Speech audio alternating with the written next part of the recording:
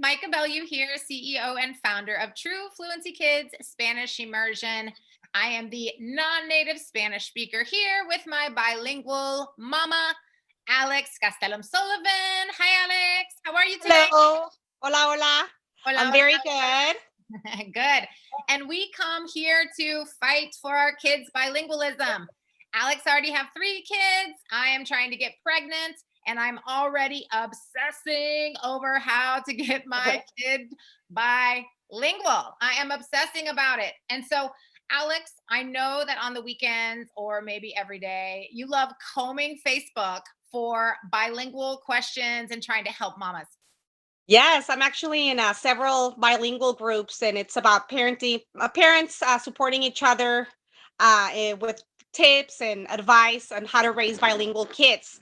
And actually, I have this question from a mama that I think that it's very interesting, and I know that you can answer for her, Micah. I'm going to read it for you. Hi, group. I'm Spanish. I'm going to read it verbatim. I'm Spanish mother tongue, and I speak Spanish to my son just on 2 days per week, and he understands really well. The rest of the week, I speak exclusively in English, not mixing with any Spanish. But as I'm not native, I'm lack of vocabulary in the daily things, even though I keep speaking and explaining and describing when I don't find the right word to say. I'm a little worried if he will ever be fluent enough to express his needs in English. He is 23 months and say few English words and almost nothing in Spanish.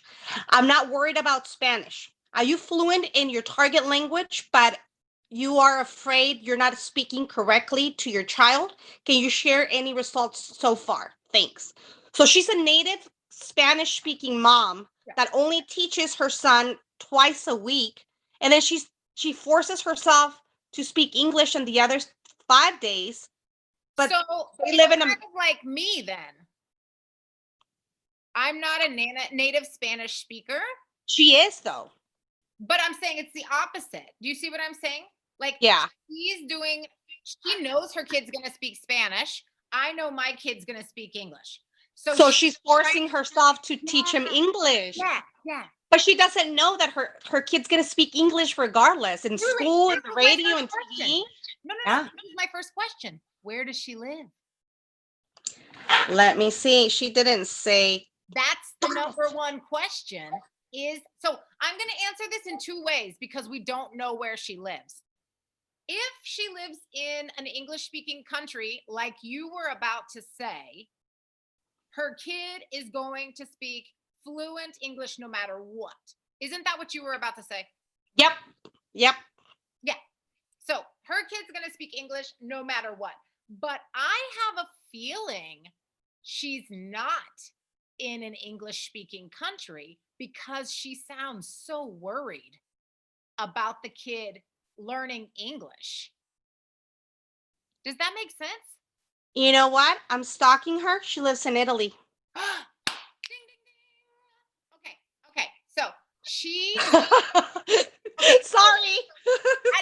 No. This is important to know where they are. Okay. Yeah.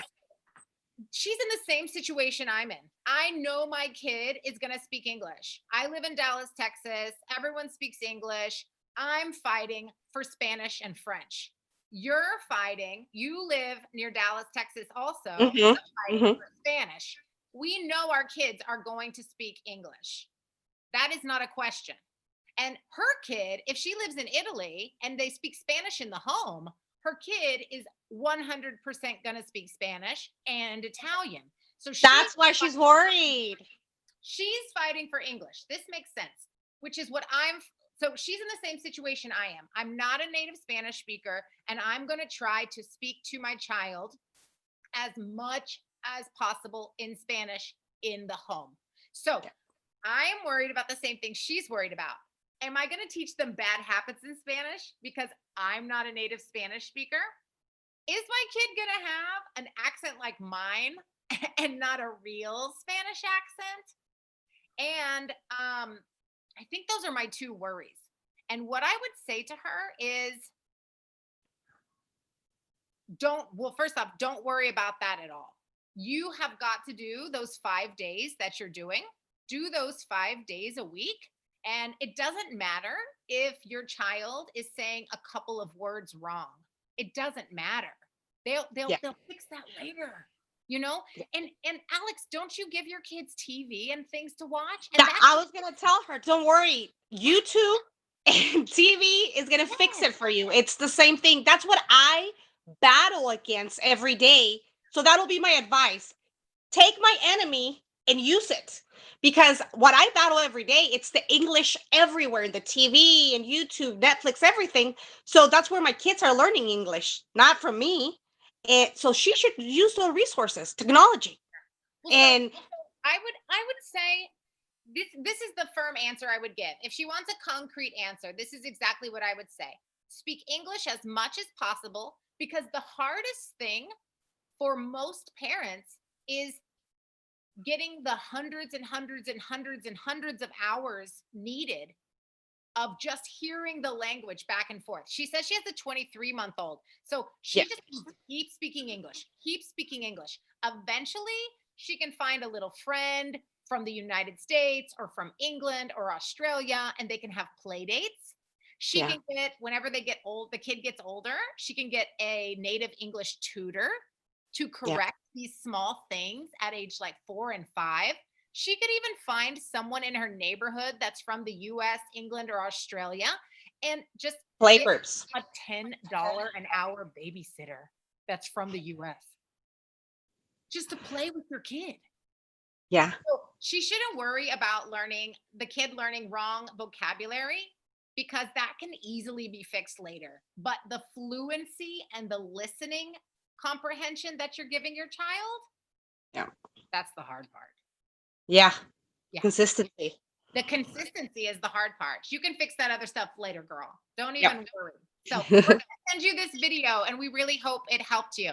So, True Fluency Kids, over and out. See you.